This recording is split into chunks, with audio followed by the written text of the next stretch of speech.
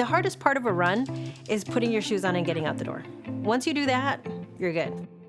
I started running when I was 38 because I was pretty overweight and just uncomfortable with myself. I knew I was very unhealthy. And also I was gonna be 40 and I didn't want to be 40 and fat, to be honest. Every time I went out, it didn't matter how fast I was, the fresh air and just being able to move. I just loved it. Go 365 is a Humana program where you can get points for doing certain things. You can get points for your screenings, like your mammogram and getting your flu vaccine, but you also get points for healthy habits. My best friend said, let's sign up for a half marathon, and I was like, okay. And then after that, I couldn't stop. Since I've started running, I've participated in 16 half marathons. I don't know how many 5Ks and 10Ks, but I have about 200 medals in the other room. I feel like a badass for being able to do that at my age. Nick was very supportive of me running. He loved it. I tried to get him to go with me, but he's, not everybody's a runner. He was definitely my best friend. I always raised him, I guess, like he was my equal. He was a very good listener, and he just had a big heart. He always wanted to help. It was the summer between freshman and sophomore year when Nick went to summer camp for band. And he came home and said, Mom, my arm kind of hurts. And I told him, well, it's summer, you haven't really done a whole lot, and you're picking up your big, huge bass drum, and that's a lot of exertion.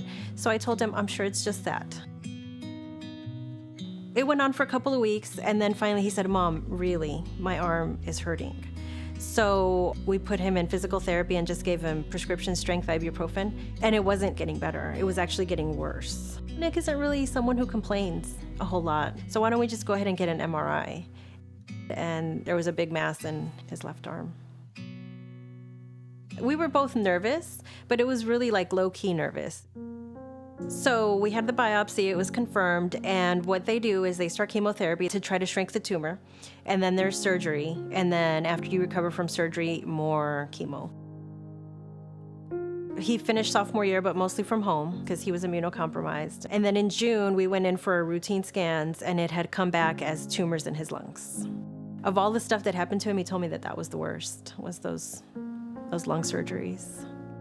I think that's when he started to have a little more anxiety because the chemo was taking such a toll, and he was only 16. He was in remission. We just had 8-9 months of trying to really enjoy life. That's when I took him on a fishing trip. We did just so many things. Like, we've gotten a second chance. Let's live.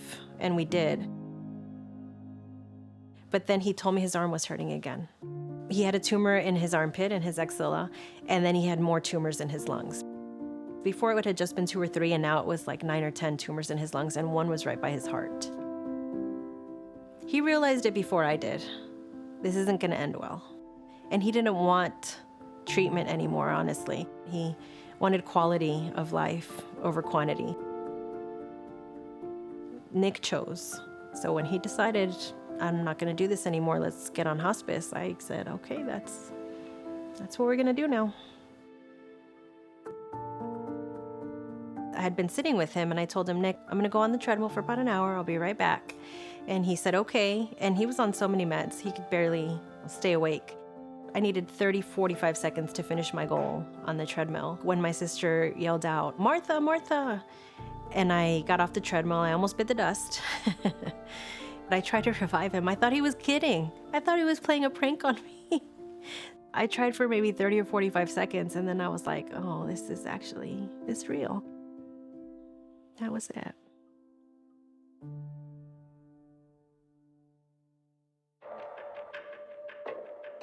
I stopped running after Nick passed away because I felt overwhelmingly guilty for having been on the treadmill when he passed away.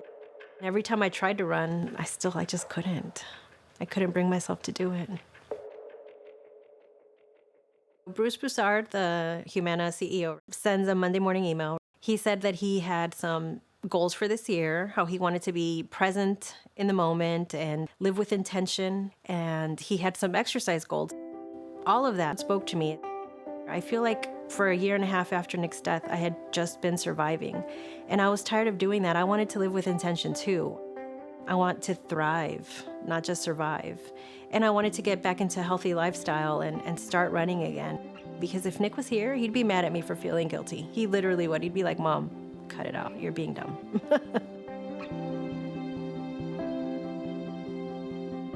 You know, when you lose your only child, I feel like I've lost my legacy.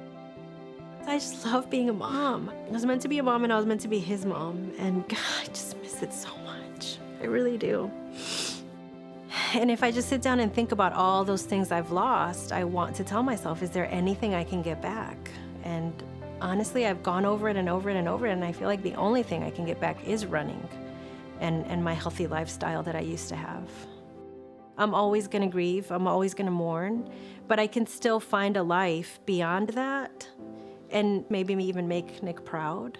More than anything, he would want me to keep choosing joy and to keep running, you know, to keep doing the things that make me happy.